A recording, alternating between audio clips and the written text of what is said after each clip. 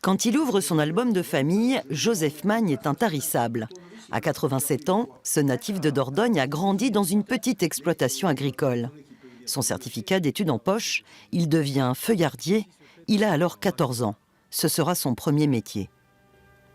Les instruments qui servent à ce travail sont les mêmes qu'il y a des siècles. Je l'ai fait pendant 3 ou 4 hivers. C'était un apport complémentaire.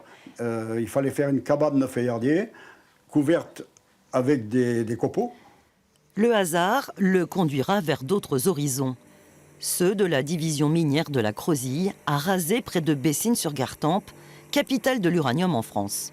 C'est sur ce site, qui réalise alors jusqu'à 40% de la production française, que Joseph Magne est engagé en 1958 par le commissariat à l'énergie atomique. Il commence en tant que conducteur d'engin, puis se forme en interne. Pendant 30 ans, il sera échantillonneur d'uranium. Il a fallu faire beaucoup d'études de géologie, minéralogie, pétrographie, remise à niveau du français, des maths et de toutes les matières, avec beaucoup d'études.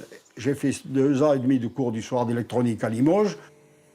Je pouvais faire du radiocarottage, je pouvais faire de l'exploitation, du triage, je pouvais faire l'étude d'un site. La division, qui représente plusieurs sites d'exploitation, a été jusqu'à 1200 personnes pour la division de la Crozille, qu'on appelait. C'était une source d'énergie qui devait être utilisée. Il y avait beaucoup d'études là-dessus. Elle a été lancée par M. de Gaulle, qui est venu visiter la carrière. Je l'ai vu passer en voiture ici.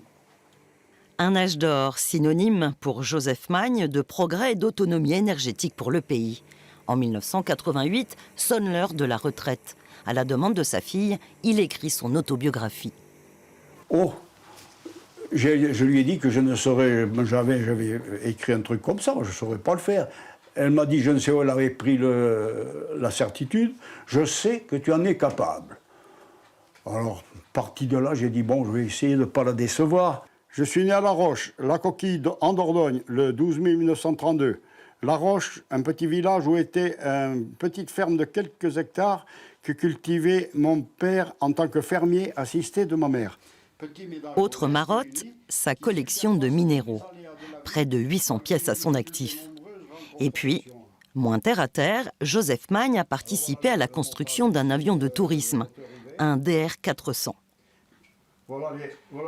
Et de temps en temps, il s'adonne à sa passion de jeunesse. Si tu passes par la Corrèze, tu verras le chemin du bonheur. Des choses de la vie, Joseph préfère ne garder que les meilleures. C'est peut-être le secret de son œil pétillant. Que la nature y est belle.